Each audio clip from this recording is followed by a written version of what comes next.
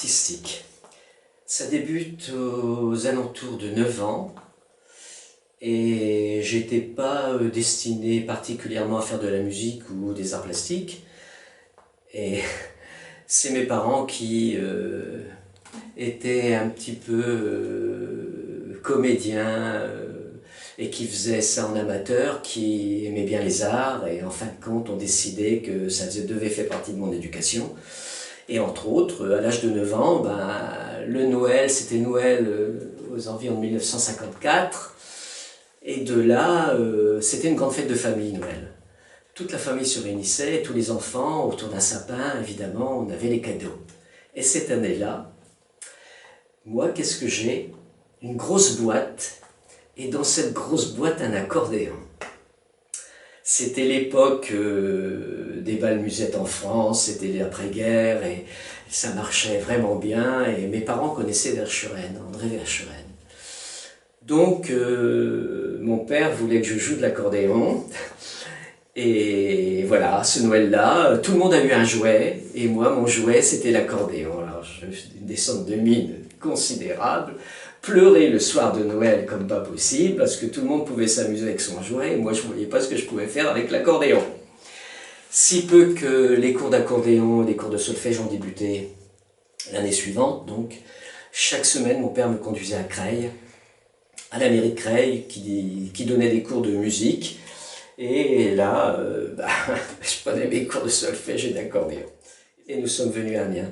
Et à Amiens, j'ai continué bien sûr les cours d'accordéon avec Gaston Lemonnier et une société d'accordéonistes qui s'appelait l'Orchestrina. Et puis l'évolution vers les 14 ans, 15 ans, je suis rentré au conservatoire.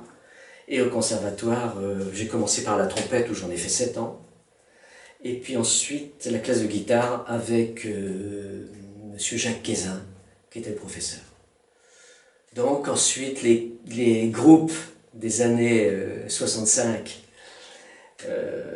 l'invasion des Beatles, Rolling Stones et autres qui ont déferlé sur la France, évidemment, je n'ai pas été insensible à tout ça. J'ai fait partie d'un groupe, de nombreux groupes, mais surtout un qui s'appelait Something. Et Something, on a enregistré chez Decca International un disque qui vient d'être réédité en 2018, l'année dernière. Alors les arts plastiques, c'est plus par goût. En fin de compte, démarrage, comme j'allais au conservatoire, juste dans la même cour, l'autre côté, il y avait les beaux-arts. Et voilà, je me suis inscrit aux beaux-arts. Et là, pendant de nombreuses années, jusque l'âge de 18 ans passés, oui, même plus que ça, je suis allé suivre les cours de dessin modèle vivant, de céramique poterie, de dessin publicitaire, d'histoire, de plein de choses. Et puis après, aux études supérieures, je suis parti à Paris. Et là, j'ai fait 3 universités. J'ai fait Paris 7, j'ai fait Saint-Charles et j'ai fait Paris 4 Sorbonne. Donc pendant tout ce temps, évidemment, j'ai passé beaucoup de diplômes et puis beaucoup de concours. Et puis après, je suis devenu enseignant. Voilà mon parcours culturel et artistique. Et j'ai fait partie d'un ensemble aussi qui s'appelait les Ménétriers Picard pendant 40 ans. Et là, nous avons enregistré de nombreux disques, entre autres dans la maison de disques Calliope. J'aime beaucoup la couleur, qui a un sens pour moi considérable, parce qu'il y a beaucoup d'analogies entre la musique et les arts plastiques. C'est pour ça d'ailleurs que j'ai jamais pu choisir réellement qu'est-ce que je devais faire. Est-ce que je devais être musicien ou est-ce que je devais être plasticien? Non, j'ai jamais pu, parce que la musique, en fin de compte, a ses formes, sa structure, a son architecture. Il y a beaucoup d'analogies avec les arts plastiques, à savoir chromatisme, nuances, couleurs, la couleur d'un son, le chromatisme de la couleur, tout ça, ça se mélange. Et pour moi, qui ai eu une double formation, aussi bien musicale que sur les arts plastiques, pour moi c'était indispensable, je ne vais pas l'un sans l'autre. Et une peinture, pour moi, elle est sonore. Comme la littérature, pour moi, c'est aussi un texte sonore, il y a un son. Et le son a une image, a une couleur. Et c'est ce qui m'intéresse, en fin de compte, dans les deux disciplines. Maintenant, au niveau de ma recherche, j'aime beaucoup aller hors des sentiers battus. C'est-à-dire que je ne prends pas la toile, le châssis, et puis à partir de là, si j'en fais, bien entendu. Mais ce qui m'intéresse aussi, c'est chercher la forme et le sujet dans lequel je m'oriente et dans lequel je vais évoluer. Parfois, ça demande des années. Par exemple, le tuilage en musique, ça existe, et c'est entre autres une mélodie qui est par exemple faite par un chanteur, et il y a, avant qu'elle se termine, il y a un autre musicien qui va prendre ce tuilage et qui va remplacer le premier. Sur le plan des arts plastiques, prenons en Savoie par exemple, les toits des maisons, ce sont des petites tuiles en bois, donc ce tuilage, et lorsque je suis allé dans la montagne, tout ça, ça a fait tilt. Et il a fallu quand même un certain temps pour pouvoir comparer et associer entre musique et art plastique ce système du tuilage.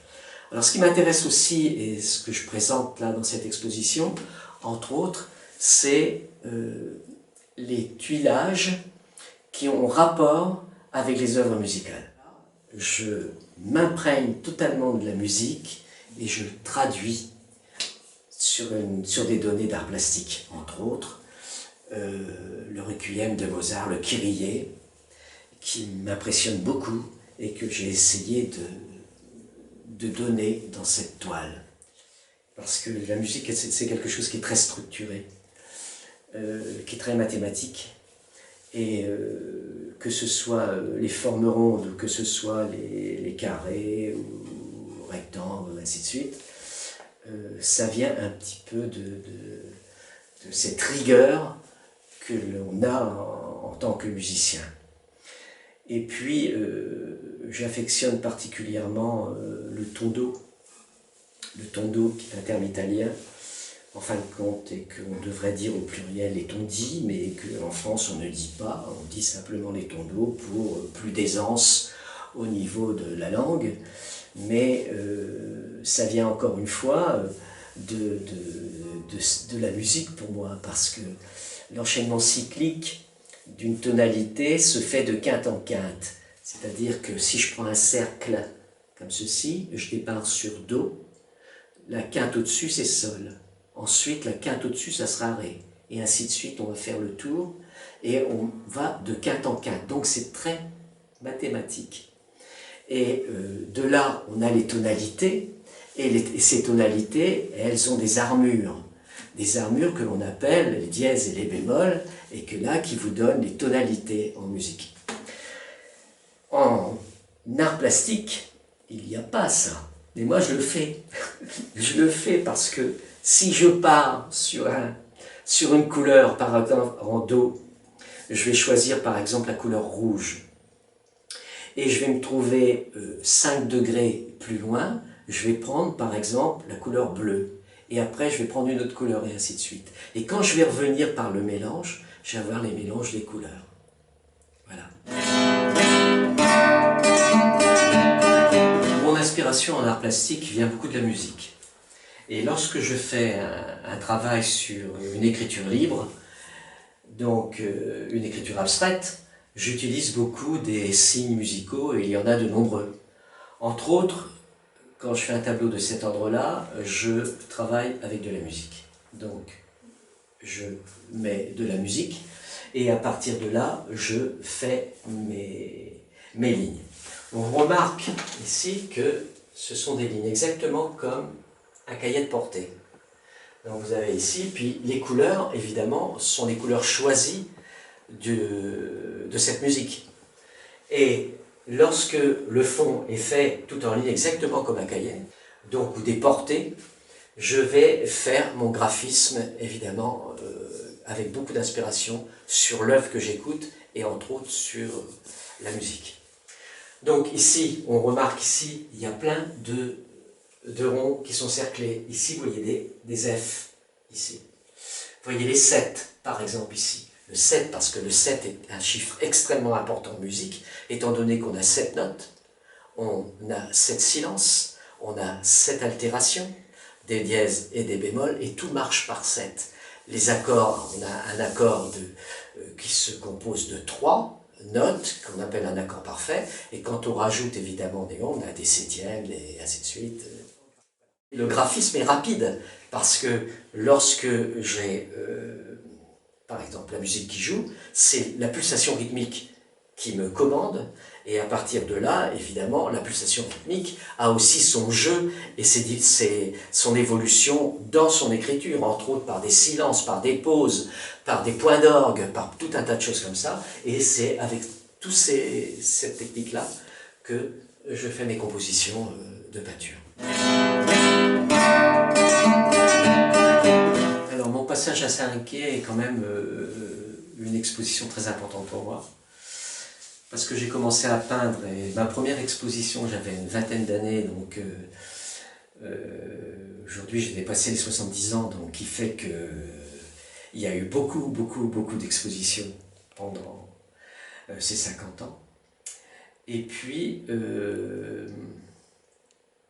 il y a eu beaucoup d'évolutions, beaucoup de recherches, entre autres, toujours sur la musique, les compositions, et de présenter aujourd'hui environ 300 œuvres, c'est quelque chose qui montre un petit peu ce qu'il y a en moi au niveau culturel et au niveau création. Donc aujourd'hui, je fais un bilan quand même sur ma vie artistique qui a été très chargée, parce qu'il y a eu l'enseignement aussi, pendant de nombreuses années, plus de 40 ans. Et j'ai eu des publics qui ont été du primaire au collège, au lycée, jusqu'à l'université. Ensuite, j'ai été directeur d'une école de musique pendant 25 ans. Donc tout ça, ça a nourri énormément ma création. Aujourd'hui, il y a un bilan. Ce bilan, pour moi, c'est Saint-Riquet.